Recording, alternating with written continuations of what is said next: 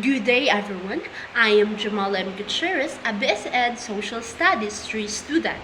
Today, I will be discussing leading change and innovation in educational settings, focusing on how school leaders manage change, address resistance, and ensure sustainable improvement in schools.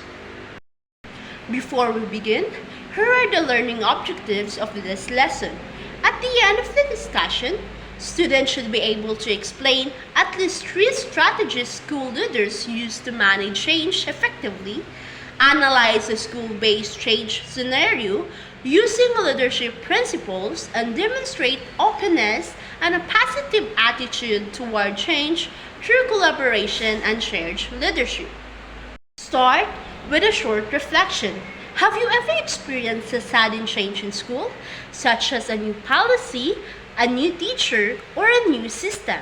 How did it make you feel? So this question helps us understand that change often brings mixed emotions, which is why leadership is very important. Why change happens? Educational change refers to a modification in school practices, structures, or systems aimed to improving teaching and organizational effectiveness.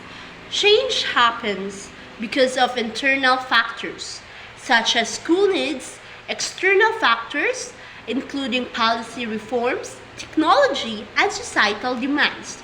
Without proper leadership, change can lead to resistance, confusion, and disruption in the learning process. Now, let's proceed the 3 pillars of school change. School change usually falls in 3 major areas. First is curriculum reform, which includes changes in subject standards, project-based learning, and STEM programs. Second is technological integration, such as using online platforms, smart boards, and educational apps. Lastly, policy and organization, which involves changes in grading systems, attendance policies, and leadership structures. Now, let's proceed to understanding resistance. Resistance is a natural human response, especially when people feel excluded from decision-making process. Common reasons for resistance include fear of unknown, lack of communication, increased workload, and insufficient training or support. This shows that resistance is not about refusal, but about concern and uncertainty. The essential leadership strategies to manage change effectively, school leaders must use key strategies. First is clear communication, where leaders explain the purpose and process of change. Second is collaboration, by involving teachers in decision making. Third is capacity building through training, mentoring, and resources. Lastly is shared leadership, where leadership responsibilities are distributed rather than centered on one person. 2 important leadership frameworks support change management. Transformational leadership inspires teachers through a shared vision and encourages innovation. Next is distributed leadership, involves sharing responsibilities among administrators and staff.